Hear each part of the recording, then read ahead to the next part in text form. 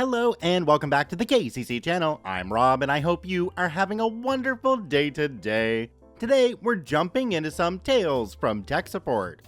Our first story today comes to us from Dundas, the odyssey of my first IT job at a startup. Let's jump right in.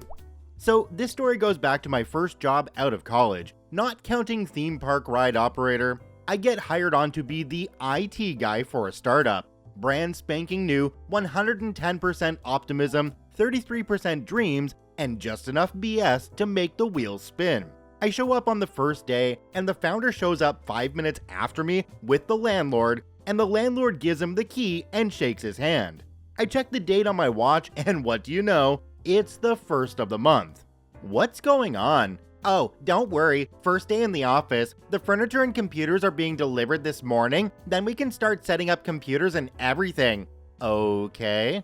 Best day ever. The founder is actually a hardware engineer and just hired me because his wife knows that he has too much on his plate to do all the IT stuff himself. So he opted to hire a cheap, fresh IT guy because I'm cheap, and if anything pops up I can't handle, he will still be there. Let's be honest, 99% of IT is crap that we could have handled in high school. It's that 1% that takes someone who knows what they are doing. A couple years roll past and the founder's MacGuffin 9000 is working. We score a government contract and use the MacGuffins they made to collect data, not being more specific than that. So they have these scientist guys out in the field collecting data on their first ever contract. First day out, they go back to their hotel to upload the data and go to bed. 7 a.m. rolls around and they are at 7% transferred. At this rate, it'll take over a week to upload every day's worth of data. The founder-owner calls a meeting and drags everyone in. He has the best possible internet that can possibly be purchased. He's panicking because no one ever thought to figure out how the data they actually collected can be moved.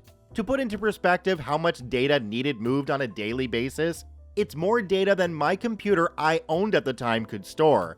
Compared to the home PC I have today, it's a very sizable chunk of the hard drive, and the servers they had were extremely hard drive heavy. That's coming from an IT guy that they had large amounts of storage. I'm at a total loss. I was completely in over my head and no ideas whatsoever on how to solve this problem. We are all at a loss, and the receptionist, who is fresh out of high school and obviously hired for her extensive communication assets, holds up her hand while the rest of us are standing around like idiots. Can we overnight hard drives with UPS or something?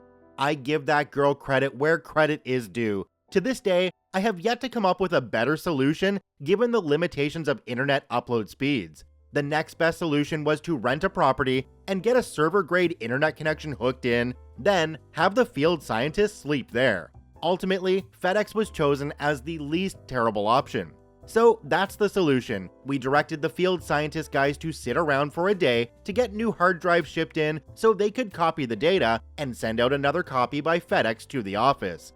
And we discovered that the fastest way to transfer large amounts of data from an Oklahoma Holiday Inn was to ship a box of hard drives across the country. Thus started the most surreal data movement odyssey ever. And the solution was to have enough backwork to keep the office guys busy going over the data in case of bad weather or shipping issues causing problems.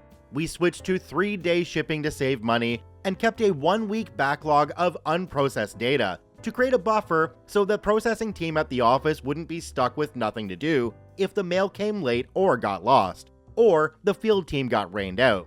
It even smoothed out one of the problems that didn't have a solution, which was what does the office staff do the day after a bad weather day in the field? We ended up with an ungodly amount of drives floating around the country. About 95% made it through the mail with the data intact, but that was planned for. Our founder succeeded in his dream of selling his startup to a competitor for a huge pile of money, and he lived happily ever after with a retired model and a Ferrari.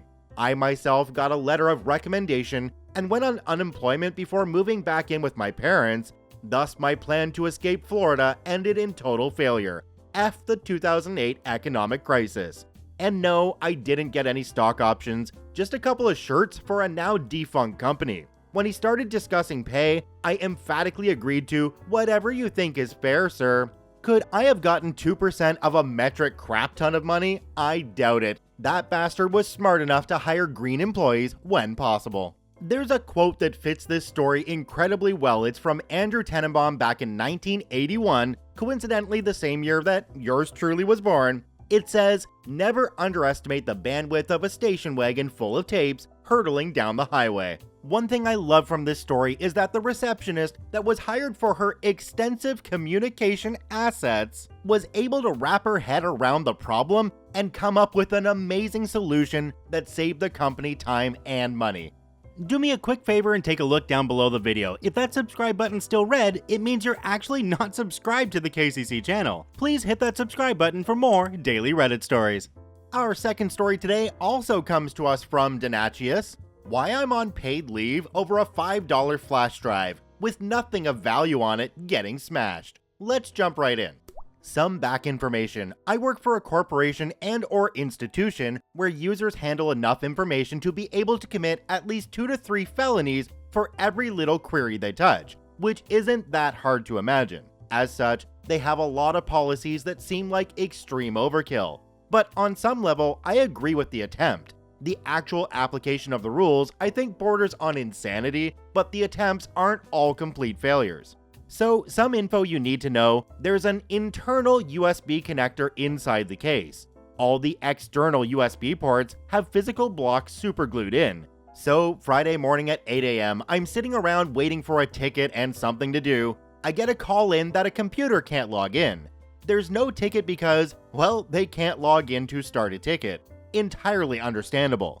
The computer is network login, so there's 1,000 different things it can be. Heck, it could just be unplugged and not turning on. Y'all know how users can be.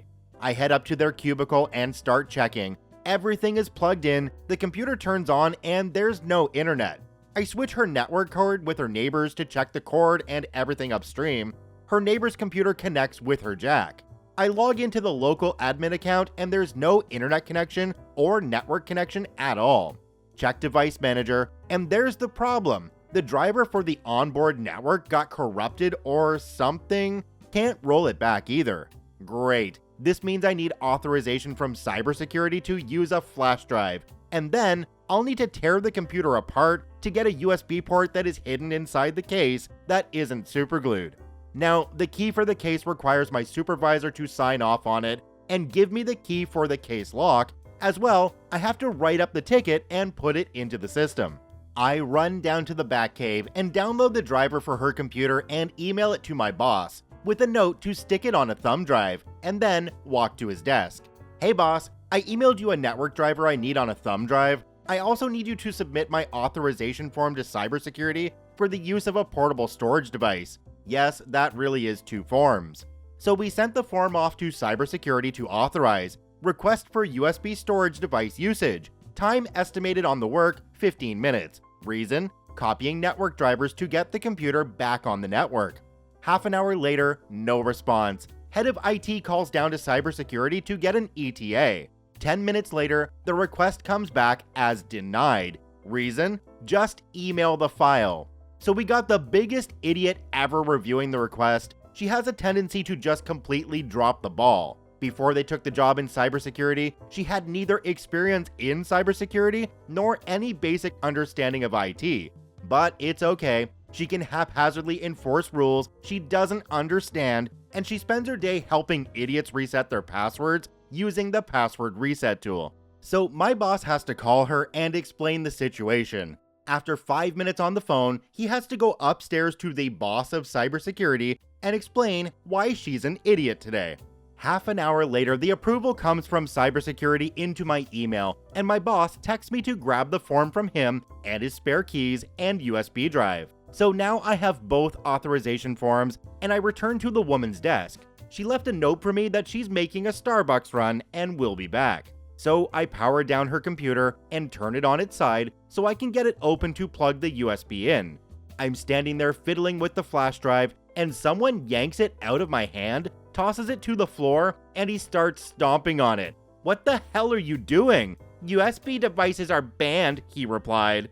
Whoa. First of all, I have an authorization form from cybersecurity. Second of all, that's company property. And third of all, you just destroyed evidence, I tell the idiot. So I call my boss and he's still in cybersecurity's office or water cooler break room as I explain what went down. Cybersecurity overhears this exchange. Cybersecurity decides to open a file on mishandling of suspect data, aka smashing evidence.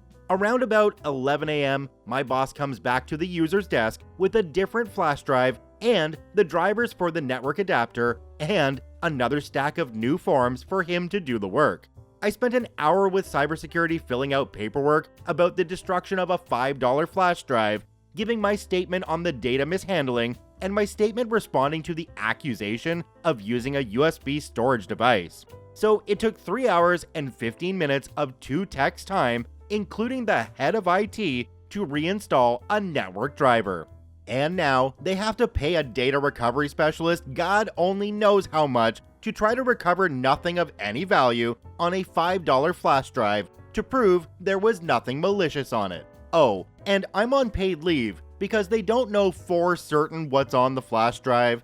Cybersecurity told me that as long as data recovery finds what I said is on it, or can't find anything, that I'm in the clear.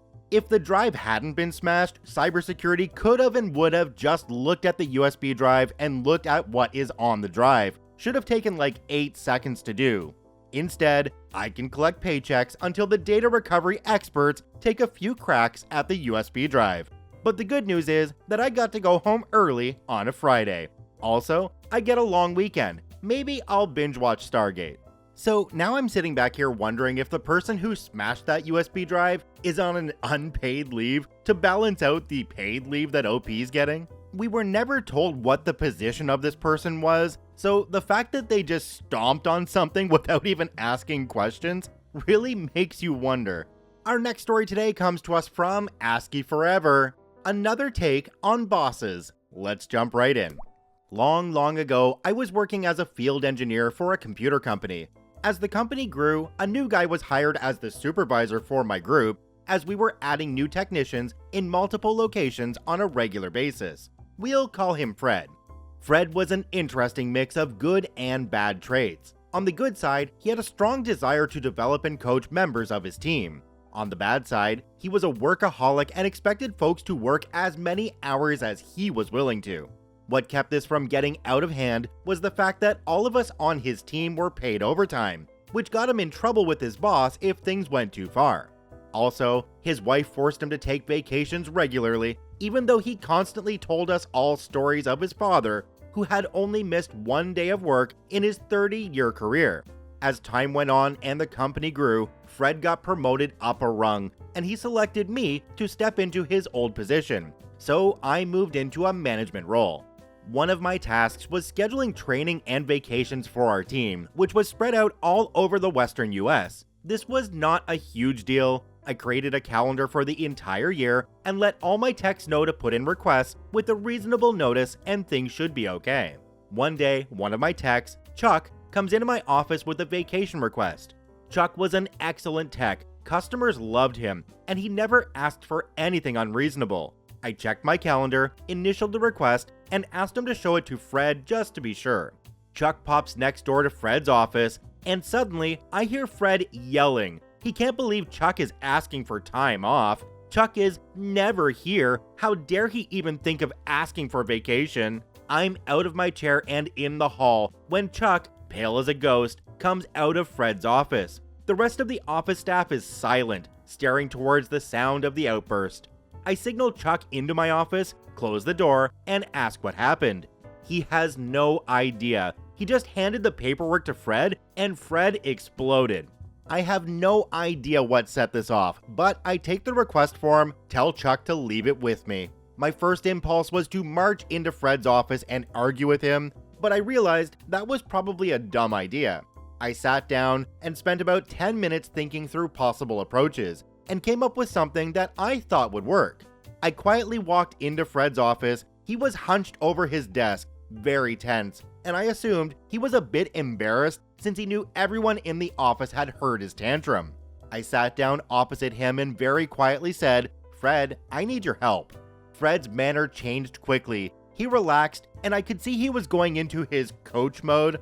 I quietly explained that since he had put me into my supervisory position, I wasn't sure how to handle things like what had just happened. Could he help me out? What was I supposed to do? I had verified that Chuck had the time off coming, and that there was nothing scheduled that we needed Chuck for. Was there something I didn't know about?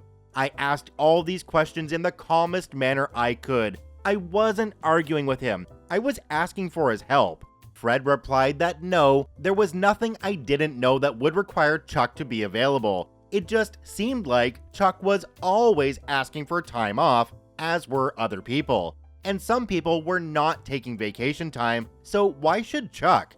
He was kind of mumbling all this, and I got a strong sense that he was stressed about something completely unrelated, and had just exploded at Chuck as a kind of safety valve. I quietly pointed out that I could not do the job he had put me in if he didn't trust me to make routine decisions. Fred agreed and mumbled an apology and said Chuck could have the time off. I produced the request form and Fred signed it. I thanked him and went to find Chuck and give him the good news.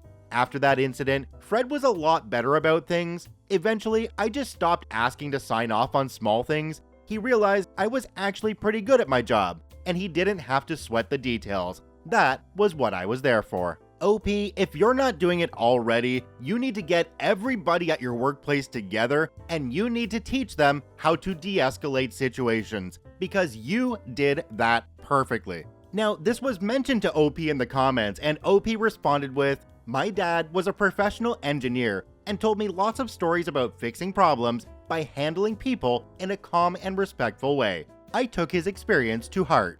Check out all 3 OPs linked in the description down below. I thank you for watching. I hope you have a wonderful day, and we'll see you tomorrow.